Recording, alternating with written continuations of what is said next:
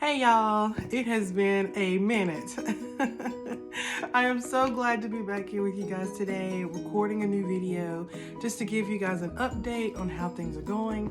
A lot has happened, so let's get started. First, I just want to say thank you guys. You all are amazing.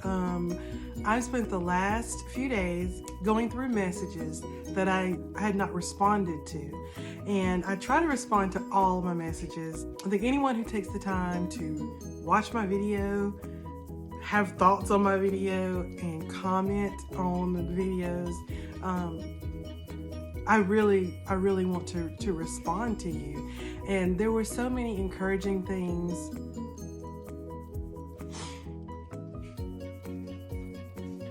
Oh my gosh, where'd that come from?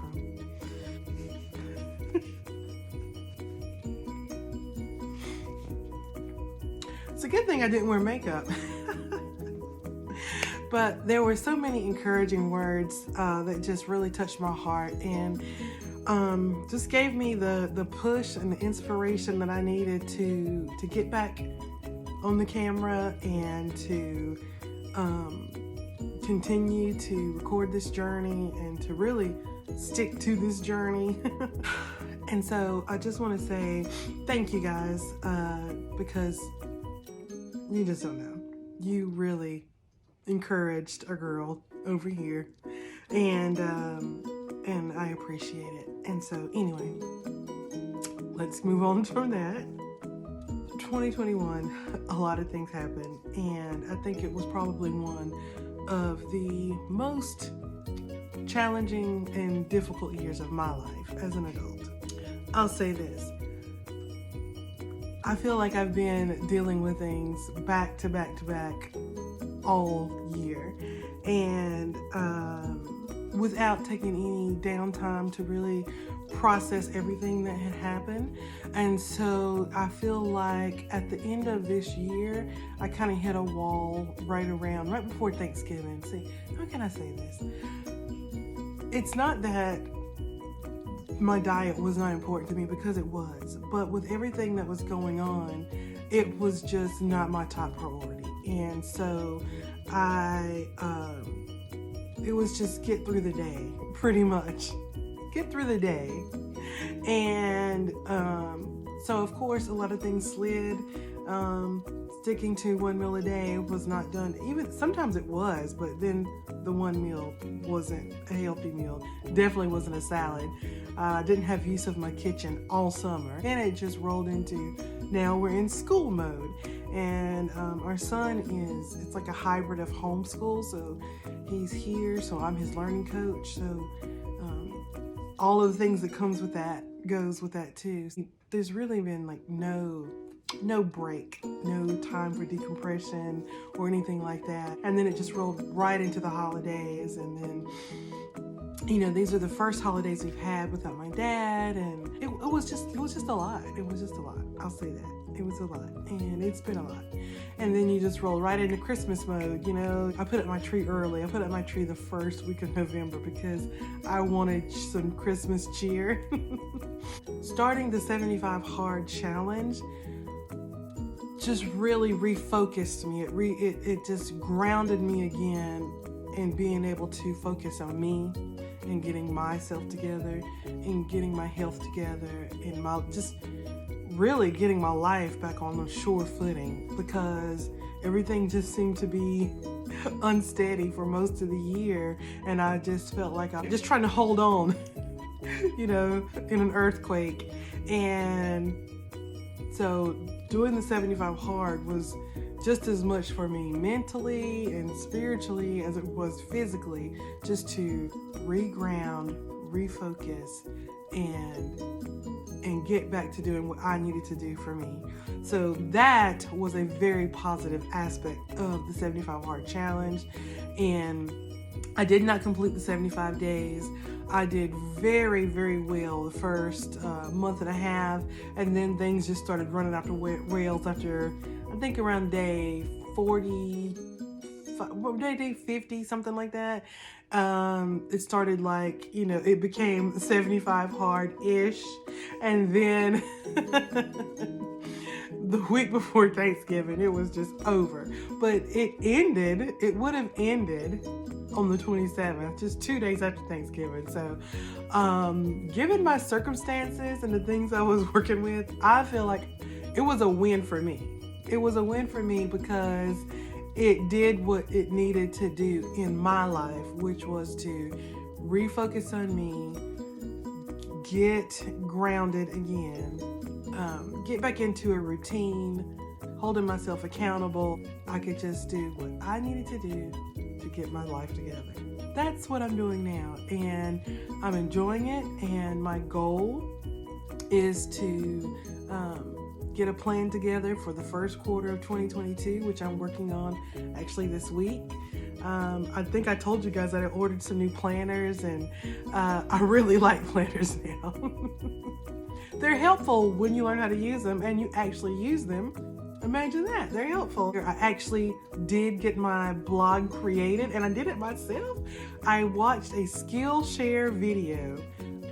And let me tell you how I was watching somebody else's video, and in their video, they were sponsored by Skillshare and had like a link for like a 30-day free trial of Skillshare. So I signed up for it, right? Then I forgot about it and I didn't cancel. I remembered it. I went back, and I'd been charged like for a year of Skillshare. And I said, you know what? I'm not gonna be mad about this. Let me just go in here and see what they have to offer. I went in and followed one of the Skillshare videos and created my own blog. So I am just really proud that I did it myself. And I actually have 3 blog posts up, and the blog is called Everyday Jeans, because that is something that came to me years ago. You know, what's more trusty? What do we turn to more than a pair of everyday jeans, right? And so that's what my blog is about. Like, you know, something to turn to, like, just for everyday use. I like things that are useful, that benefit me and can benefit others, that make my life a little bit easier. I love kitchen gadgets. I love to cook. I love useful things. I'm very much utilitarian. My first few things are like my green boxes, because they are useful and they benefit, and they've helped me so much on this journey with all the fresh foods I have to buy. Things aren't going bad. I'm not throwing food away every single week. So I have a blog post about that, and then about the Low-Bak Trax. That really made a difference for me when I spent 2 years with back pain that doctors couldn't help me with, and I went from one doctor to another. And anyway, long story short, I got this tool that I saw online, and I ordered it, and it worked, and I still have it. It's by my bed right now. Then also I talked about keto, because of course, finding Eat Like a Bear, learning about intermittent fasting, learning about 1 meal a day and the ridiculously big salad and keto and the benefits. And so anyway, so those are my first 3 posts. So more will be coming about that. And also what I want to do here on YouTube. I want to share my journey. And then it comes to this. I was dealing with what I later heard identified as imposter syndrome, because I would hear so many, you know, I would hear the feedback and see the comments, and then I would start having these thoughts. And I made a video about this, about self-sabotage, and then in the end, I was self-sabotaging myself. And so I had to recognize that, and I think it just compounded with dealing with grief, dealing with loss, dealing with the stress of the summer and your house basically falling apart, family issues, and just things like that. And then just feeling like, you know what, I'm not even qualified to be telling anybody anything. I don't have anything useful to say. That's how I was feeling. And so after I made the last video where I was super excited and I was doing the 75 hard, and I wanted to like document it and track it and share my results. And I'm telling you guys, like the very next week I was hit like day after day after day with these thoughts of, you don't have anything to say. Why would you do? And it was just like, and so it was easier just to give in and let one day turn into a week, turn into a month, turn into months of not recording videos, of not documenting anything. And then, but I say that to say no more. I'm doing this for me, to show me that I can do this, and I am going to reach my weight loss goals. I am going to reach my health goals. I'm going to reach my personal goals, you know, the things that kept me and held me back from writing a blog. You know, you don't have anything to say. Nobody cares. There's a million blogs out there. Why would you be any different? How can you make a difference? You know, all those type of things. And I thought, you know what? I'm going to share this in the video because I'm sure I'm not the only person who's dealt with this. No matter what you're dealing with, those thoughts always come that try to tell you, you can't do it. Somebody else has already done it. You bring nothing new to the table. Well, I bring me to the table. And, you know, I'm going to do it no matter what happens.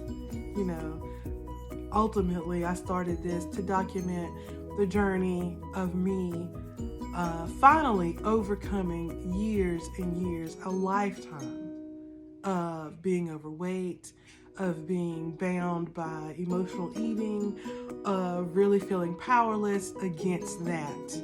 That's why I started this video, because I finally found something that actually worked. And I was so excited that I thought starting a YouTube channel would keep me on track and hold me accountable, because I didn't want somebody to see my first video, you know, years ago, and then they run into me on the street and I look the exact same and no progress. So that's why I started, to keep myself accountable. And also I wanted to be able to see and document the loss and the changes, and not just in the weight loss, but just losing that weight mentally and spiritually, and letting that fall and shed away to really go after and do things that I wanted to do. Because we all know weight is a byproduct of other things that we're carrying. And so I'm letting those things go and I'm putting those things down. And so I decided I'm going to say them in this video and document that as well. Just want to say thank you guys for coming along this journey with me. Thank you all for just the encouragement and the love and the support. People have reached out to me on Instagram saying, hey, we haven't seen you in a while. You know, just want to check and see how you're doing. We're praying for you. And that means a lot.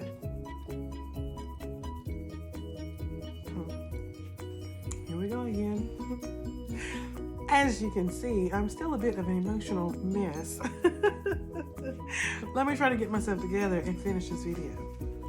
You know, when I'm looking at this video, I can see myself in the reflection, and I see my nose is red, and I see why my uncle, he named me Rudolph when I was a little girl. He started calling me Rudolph, which eventually morphed into Rudy, and a lot of my family still calls me Rudy today, and he said because my nose turned red when it was cold outside. I've been running around playing, and now I'm looking and I'm like, yeah, I do look like Rudolph.